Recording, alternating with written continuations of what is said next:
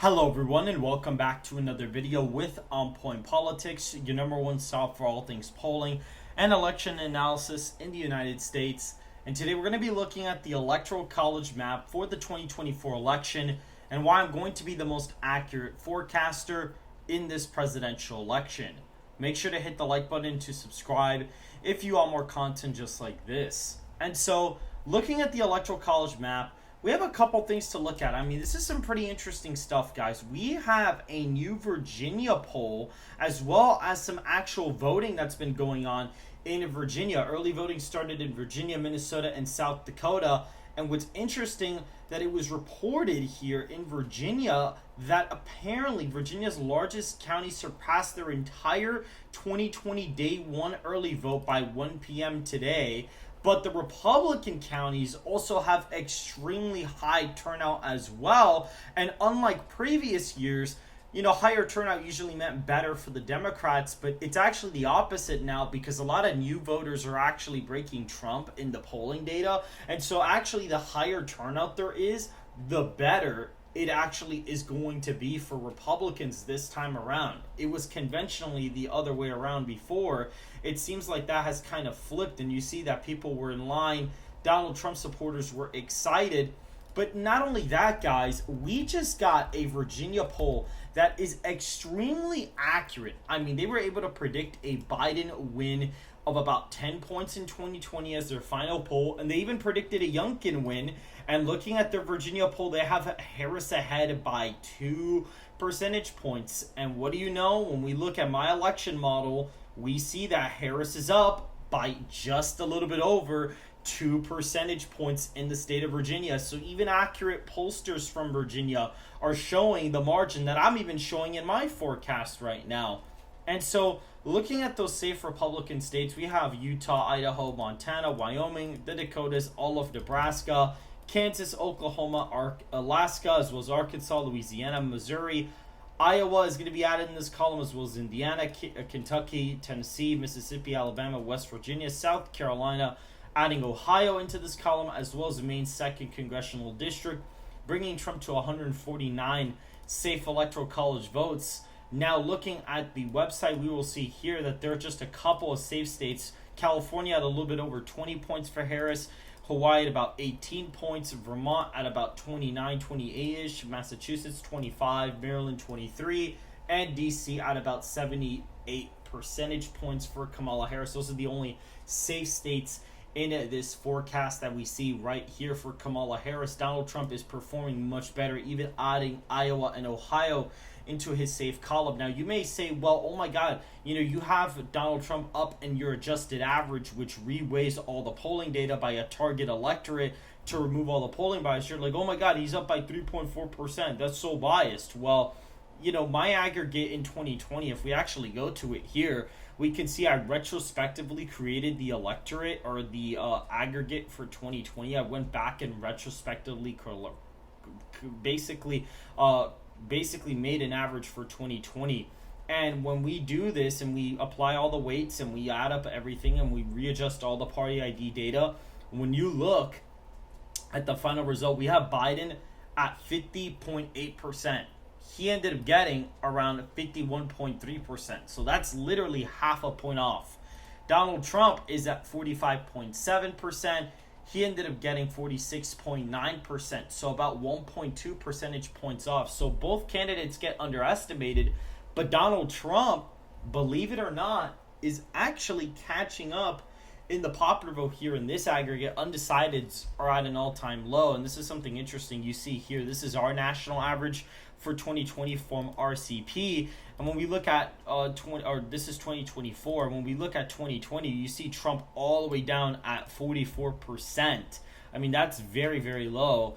Biden's all the way at his vote share, so they were able to get his right, but Donald Trump's vote share is just completely, it is basically just in the tank. I mean, it's looking real bad at about 44%. That is a humongous underestimation of him in the polling data.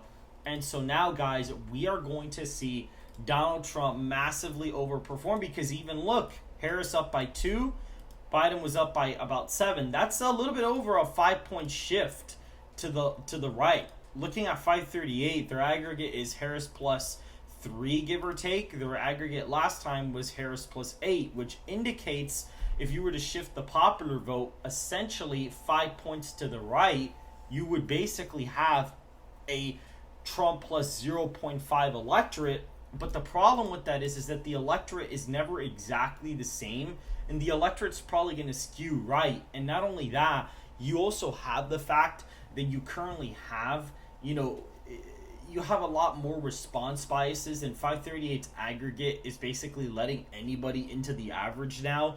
And so when you incorporate that, Donald Trump is actually leading by an even lower margin than what he even should be leading by, or at least trailing by here. So that is something very interesting to consider as well. And so right now, Donald Trump is polling above his 2016 and 2020 popular vote share numbers, by the way, guys. He is outperforming both of them. And not only that, Donald Trump, as of right now, is winning all the swing states fairly comfortably. I mean, I have him winning, Texas by about 13, Florida by 11, Georgia by about 7, North Carolina by 8, Pennsylvania by 6, Wisconsin by 6, Arizona by 7, and Nevada by a little bit under 5. It's like a 4.8 percentage point victory. It's so close. And Michigan is lean Republican, with the Nebraska 2nd Congressional District being a tilt Republican state. It's like a 0.8 percentage point win. Washington, Oregon, Colorado, Illinois, Connecticut, Delaware, Rhode Island, New Jersey, and New York are all in the likely a Democrat column. And what's very fascinating about some of these is that, Donald Trump is improving with college whites by a decent amount and non-college whites. And so that combination really pushes some of these states to the right. And we're going to play around with the swingometer here in just a second. But when you see this, there's not really a whole lot of more competitive states. I mean, New Mexico and Virginia, as well as Maine, are around 2-point victories each. And I have Minnesota and New Hampshire as very, very competitive toss-ups effectively. Donald Trump could actually get 327 in this map, but I do narrowly have him getting a roughly 313 electoral votes, and Kamala Harris barely wins Minnesota and New Hampshire in the forecast. Now, we did have a new Supreme Court ruling out of Arizona that basically says there's about 98,000 people who were not, basically who didn't completely submit paperwork that they were in fact a U.S. citizen. They are allowed to vote. So I may actually put this in the lean column. I mean, it is a 7-point win, but I may actually bring it down to 3 or 4 because of that. It's definitely possible that could actually happen. However, I am going to leave it likely as for now. We'll be researching a lot more and seeing if that actually has a real impact on the election. But we see Donald Trump is racking it up in the swing states fairly easily. And when we play around with this Cook Political Report swingometer, guys, Donald Trump is striking distance away. I mean, if he just gains 2 points with non-college, he's up.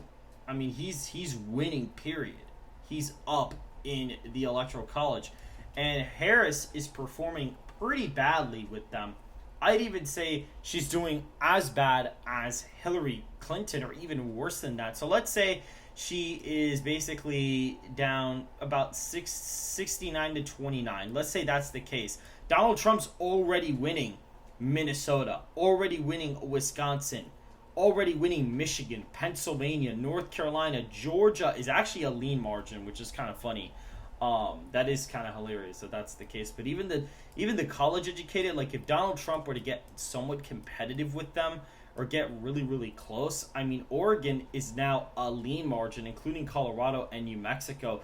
That's what actually, you see, this is what happened. Colorado voted to the left of New Mexico because of the college educated vote. That definitely pushed the state to the left. There's a possibility that they vote kind of in line with each other. You see, Virginia is really competitive when you move them as well. And he's up by roughly what I have, about a 3.6 give or take percentage point win. So again, very, very interesting. And Connecticut, New Jersey, Delaware, I mean, those are just really close. New Hampshire is a humongous victory in the Electoral College, even if he gains, right? Because he's probably going to do pretty decent with non-college, correct? So he does well, probably. He probably flips some of these voter groups. But let's say, he's doing well with college educated. Let's say he's about tied with them, because a lot of polls do show that. And let's say with African Americans, he is getting close to about 25. Harris gets about 75. And let's say with Hispanics, he's actually tied nationally. If that's the case, guys, I mean, it is a landslide election for him in the Electoral College. And guys, what's very interesting about this is that Donald Trump's approval rating, when you do the recall vote for his approval rating, it's around the low 50s, and Harris's favorability numbers are around 45-46% right now. And so if that favorability number sticks, or if she's at 47 and underperforms by a point or two, since that's not her job approval, but Donald Trump's recall job approval, if that's really, really good, you may see a big landslide coming your way. And Donald Trump would effectively be winning Georgia by 14, Iowa and Ohio would be big wins. North Carolina would be a 14-ish point win. Florida 15, Texas 18, New Mexico lean. The Rust Belt would be likely. Colorado would be competitive. Oregon would be competitive. Illinois would be competitive. New Jersey, New Hampshire would have flipped, and Maine at large would have narrowly flipped as well. So again, very interesting that when you play around with these demographics, Donald Trump is gaining. And even with non-college, I mean, there you have it, guys. I mean, Minnesota would be close. New Hampshire would be sort of competitive. Donald Trump barely wins New Mexico and Virginia in the forecast, and Nebraska second is a point victory.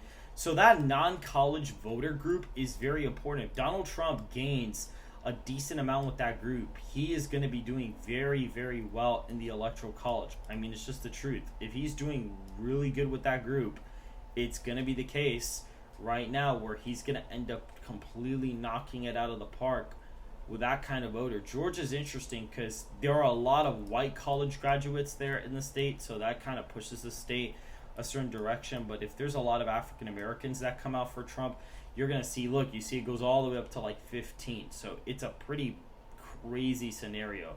But this college educated vote is a little bit too slanted. So even if we were to add a little bit of a slant to it, he's still completely tanking in the Electoral College.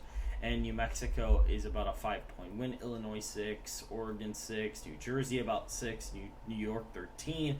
And, New York is also kind of fascinating as well because there was actually a poll out of New York that had Biden plus 32 in it, and that was 2020. He only won the state by 23. The latest poll has Harris plus 12, so she's polling 20 points worse in the state of New York than Biden was. And so that's also something very interesting for you guys to take into consideration as well. And so if you guys did enjoy this analysis, make sure to go ahead and hit the like button and to subscribe. If you want more content just like this, make sure to follow me on X in the description down below. And I will see you guys in the next video.